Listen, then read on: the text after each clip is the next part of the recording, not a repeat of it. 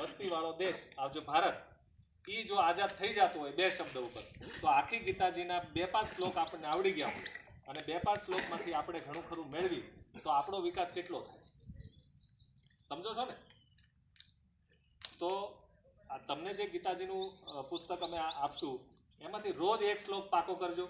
એની અંદર ભાષાંતરે છે, બધું છે. અને કાંઈ ન સમજાય તો તમારા શિક્ષકો છે, આટલા સરસ તમને શિક્ષકો મળેલા છે અહીંયા, આટલું સરસ વાતાવરણ ઊભું થયેલું છે.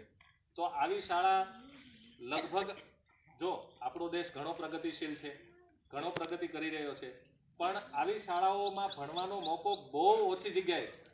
યુપી બિહારમાં હું તો બધી જગ્યાએ ગયો છું. લગભગ સાહેબ આફ્રિકામાં મારે રહેવાનું થાય તો ઘણી વખત ફ્રી હોય તો શાળાની મુલાકાતે હું લઉં છું, કારણ કે અંતે હું પણ શિક્ષક હતો. તો શિક્ષક જીવ તો હોય જ.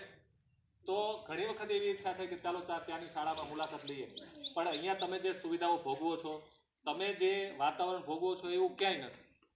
એટલે આજે તમે જ્યાં જન્મા છો તો તમારા મા બાપ છે ને એ વિશ્વના શ્રેષ્ઠ મા બાપ છે. તમારી ઘરે ભાઈ હોય કે બેન હોય, એ આ દુનિયાનો શ્રેષ્ઠ ભાઈ અને બેન છે. આવું તમે માનશોની હકીકત છે. એ તમે માની અને ચાલશો. તમને જે ભણાવે છે, જે ગુરુજનો ભણાવે છે, એ આ દુનિયાના શ્રેષ્ઠ શિક્ષક છે. તમારી શાળા છે એ આ સરસ્વતીનું મંદિર છે અને ઉત્તમ મંદિર છે. આ મનમાં રાખી, આ મનની અંદર એક પ્રાર્થના રાખીને તમે ભણશો તો તમને દુનિયાની કોઈ તાકાત નહીં રોકી શકે, કોઈ તાકાત નહીં રોકે. એટલે અત્યારે જે તમે તમારે એક સંકલ્પ કરવાનો છે કે તમને જે ગીતાજી મળે છે એમાંથી રોજ 1 શ્લોક પાકો કરવાનો, રોજ એનું ભાષાંતર વાંચવાનું.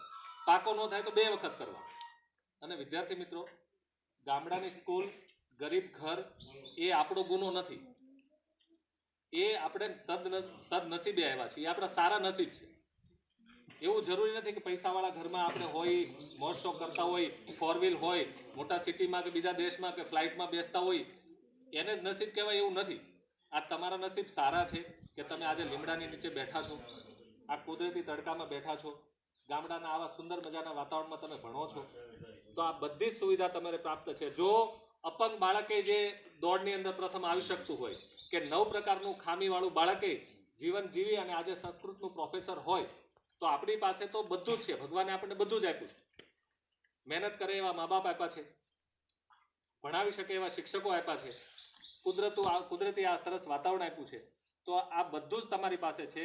એટલે એક વસ્તુ કે આ દુનિયાનું તમે યુનિક બાળક છો, તમારા જેવું બીજું કોઈ છે જ નહીં. રોજ અરીસામાં જુઓ ને ત્યારે એક વસ્તુ યાદ રાખજો કે હું જે છું ને એ યુનિક છું. શાસ્ત્રોમાં લખ્યું છે કે અહમ બ્રહ્માસ્મિ, કે હું બ્રહ્મ છું.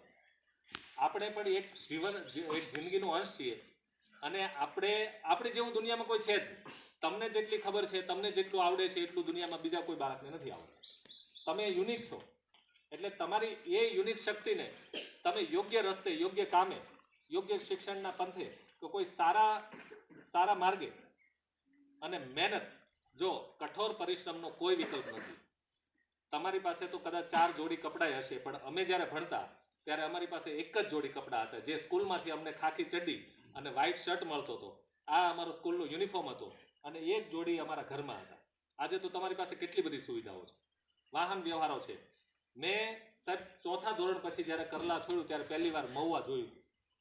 એટલે 9 વર્ષની કે 10 વર્ષની ઉંમરે મેં પહેલી વાર હું બસમાં બેઠો. એટલે તમે અહીંયા આજે બધી સુવિધાઓ ભોગવો છો.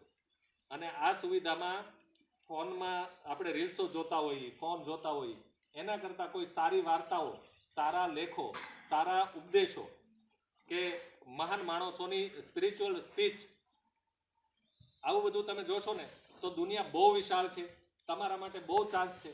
આ દુનિયા તમારા માટે બધું જ લઈને બેઠી છે, પણ તમને એ પકડતા આવડવું જોઈએ. કોઈને આમાંથી રમતવીર બનવું હોય, કોઈને શિક્ષક બનવું હોય, કોઈને ડૉક્ટર બનવું હોય, કોઈને એન્જિનિયર બનવું, આ બધું જ તમારા માટે આખું ફલક તૈયાર છે. પણ તમારે બનવું હોય તો ત્યાં સુધી પહોંચવાનો પ્રયત્ન કરવો પડશે. અને પ્રયત્ન કરવા માટે તમારે પૂરેપૂરું તમારું જે હોમવર્ક છે એ, અને એની સિવાયનું અત્યારે ગૂગલ કેવું છે, હું જ્યારે અમે ભણી ગણી છૂટા થયા એ પછી અમારા હાથમાં ફોન આવ્યો, એ પછી ખબર પડી કે દુનિયા એટલી વિશાળ છે. અને તમે જન્મતાની સાથે જ એટલું ફલક તમારી સામે છે, આટલું મોટું આકાશ છે, આટલું મોટું તમને માર્ગદર્શન આપવાવાળા છે. અમે જ્યારે ભણતા ત્યારે કોઈ માર્ગદર્શન આપવાવાળું હતું નહીં.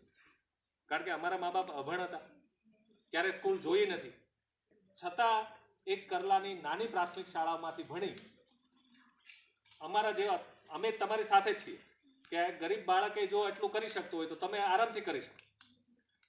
આપણા ઘર કદાચ કાચા હશે, દિવાલોની ઉપર પ્લાસ્ટર નહીં હોય, પણ મનની અંદર બધું છે. મનના સંકલ્પોમાં બધું જ છે. મનના સંકલ્પો પાકા ઘરના છે. આપણા સંકલ્પો કોઈ દિવસ નબળા અને નીચા ન હોવા જોઈએ. એટલે આજે